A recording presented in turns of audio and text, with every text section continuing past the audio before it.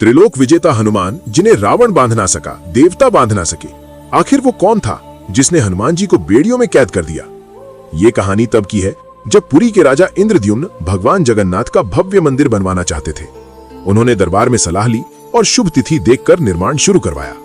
पर एक अजीब घटना बार बार होने लगी। जैसे ही मंदिर की दीवारें खड़ी होने लगती, समुद्र की तेज लहरें आकर पूरा निर्माण बहा ले जाती। ये एक दो बार नहीं बल्कि 6 बार लगातार हुआ। राजा बेहद चिंतित हो गया। एक दिन वो समुद्र तट पर चिंतित बैठा था, तभी उसने देखा कि एक बंदर लहरों के पास खेल रहा है। उसी समय समुद्र में ज्वार आया, लेकिन वो वानर बिल्कुल नहीं डरा। वो जैसे किसी अदृश्य शक्ति से सुरक्षित था। ये दृश्य देखकर राजा के मन में अचानक विचार आया कि शायद वो किसी दिव्य संकेत को समझ नहीं पा रहा। उसी क्षण उसने श्री कृष्ण का स्मरण किया और चमत्कार की तरह भगवान कृष्ण रथ पर सवार होकर राजा को दर्शन देने लगे। उनकी ध्वजा पर स्पष्ट वानर चिन्ह था। राजा समझ गया कि यह संकेत हनुमान जी का है। उसने तुरंत हनुमान जी की स्तुति की और विनती की कि वे मंदिर निर्माण की रक्षा करें।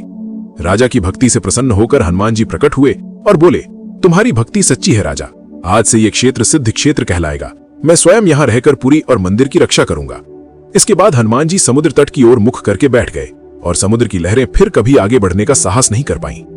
लेकिन एक दिन हनुमान जी बिना अनुमति के अयोध्या चले गए। कहते हैं केवल लड्डू खाने की इच्छा से जैसे ही वे गए, समुद्र उफन पड़ा। लहरें शहर में घुस गईं और मंदिर परिसर तक नुकसान होने लगा।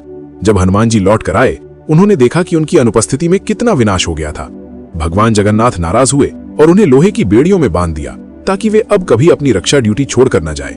हनुमान जी ने इसे दंड नहीं बल्कि सेवा का अवसर माना और वहीं ध्यान मग्न होकर पुरी की रक्षा में बैठ गए।